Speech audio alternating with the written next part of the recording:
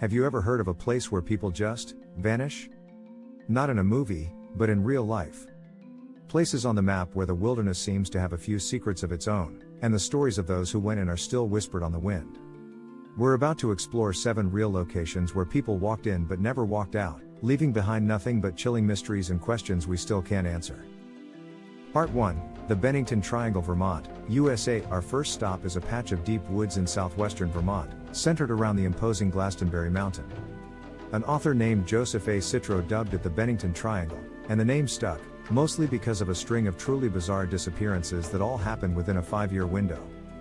Between 1945 and 1950, at least 5 people went into this forest and were never seen again. It started in November 1945. An experienced, 74-year-old hunting guide named Mitty Rivers got a little ahead of his group and simply vanished.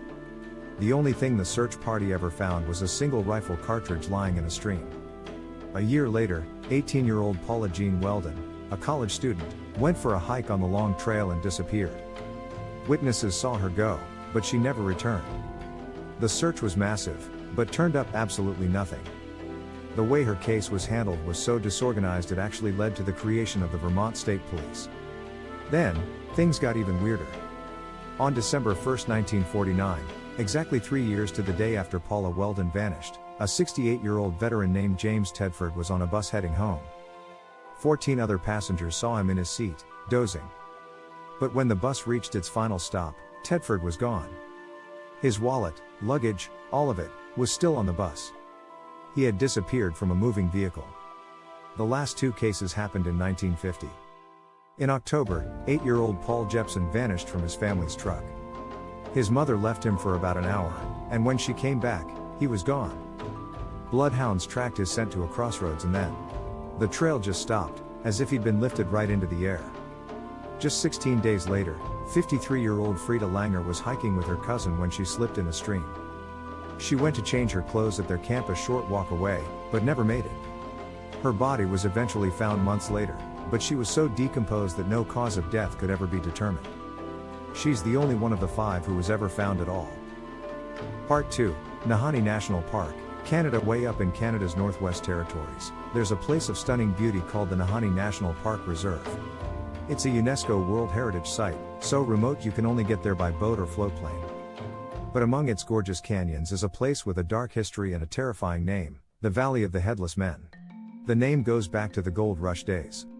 In 1908, the bodies of 2 prospector brothers, Willie and Frank McLeod, were found after they'd been missing for 2 years. When they were discovered, their heads were missing. The valley where they were found is now called Dead Men Valley. This wasn't the only time something like this happened. In 1917, another prospector named Martin Jorgensen was found, also decapitated. In 1945, a miner was discovered in his sleeping bag, again, without his head. These few grisly, unsolved deaths cemented the valley's horrifying legend. The local Dean First Nations people have ancient stories about a fierce mountain tribe called the Naha who used to raid their lands. Other tales speak of spirits or giant creatures guarding the valley's gold. Whatever the truth is, the legend of the Nahanni Valley remains one of Canada's most chilling tales. Part 3, Aokigahara Forest, Japan. At the base of Mount Fuji is a place called Aokigahara. It's known as the Sea of Trees because the forest is so dense the wind can't get through, creating this deep, unsettling quiet. But Aokigahara is famous for something much more disturbing. It's one of the world's most well-known suicide locations. The forest's dark reputation goes back centuries, with folklore describing it as a place haunted by ghosts. Some say it's connected to the grim, ancient practice of yubasu, where families would leave an elderly or sick relative in a remote place to die. The ghosts of these souls, called eerie, are said to haunt the woods, trying to lure the sad and lost off the marked paths. Because of this, people have been drawn here for decades to end their lives. While officials used to conduct annual searches, they've since stopped releasing official numbers to discourage the forest's reputation. The forest floor itself is a maze of volcanic rock, full of caves and crevices, making it incredibly easy to get lost or fall and disappear forever. Signs at the entrance now plead with visitors to seek help. People who enter often tie tape to the trees to mark a path back, just in case. But sometimes, all that's found is a line of tape leading to nowhere, the person who tied it having vanished completely. Mid-roll CTA. These stories are a chilling reminder that some questions might never get answered. If you're finding this dive into the unknown as fascinating as I do, go ahead and hit the like button and subscribe for more journeys into the world's greatest mysteries. And let me know in the comments what you think is going on in these places. Part 4, Flannan Isles Lighthouse, Scotland. Picture a lonely, storm-battered island in the Outer Hebrides of Scotland. On it sits a single lighthouse. Back in December 1900, this was the post for three keepers, James Duckett, Thomas Marshall, and Donald MacArthur. And then, one day, they were just gone. The first hint something was wrong came on December 15, when a passing ship noticed the lighthouse light was out. Bad weather kept the relief vessel from reaching the island until December 26. When the ship arrived, the captain blew his horn and sent up a flare. No one answered. A relief keeper, Joseph Moore, went ashore alone. He found the gate and main door to the lighthouse closed. Inside, things were eerie. The beds were unmade and a clock was stopped. A meal was on the table, as if someone had been about to eat. The only sign of life was a canary in its cage. Two of the three keepers' sets of waterproof gear were gone, which suggested two of them had gone out. But the third keeper, Donald MacArthur, had left his behind, meaning he would have gone out into a brutal winter storm in just his shirt sleeves. The official story is that the men were probably swept away by a giant wave while tending to equipment. But of course, theories have been flying around for over 100 years. Did one of them go mad and attack the others? Were they taken by spies, or something stranger? Whatever happened that day, the three men disappeared from a locked island, leaving behind a cold meal and a mystery that has never been solved. Part 5, Dudleytown, Connecticut, USA. In the woods of Cornwall, Connecticut, you can find the crumbling stone walls of what was once a village. But this isn't just any ghost town, this is Dudleytown, a place with a legendary curse. The story goes that the town's founders, the Dudley family, carried a curse from England, and that a string of tragedies followed them to their new home. While the land was rocky and bad for farming, the folklore is what makes this place infamous. Legends tell of madness, epidemics, and bizarre deaths. But it's the stories of people vanishing that are central to its reputation. One of the town's last residents, John Brophy, supposedly became a recluse after his family died tragically. He was heard muttering about strange creatures in the woods before his farmhouse burned to the ground. No trace of him was ever found. By the early 1900s, Dudleytown was completely abandoned. Today, the land is privately owned and closed to the public, which only adds to the mystery.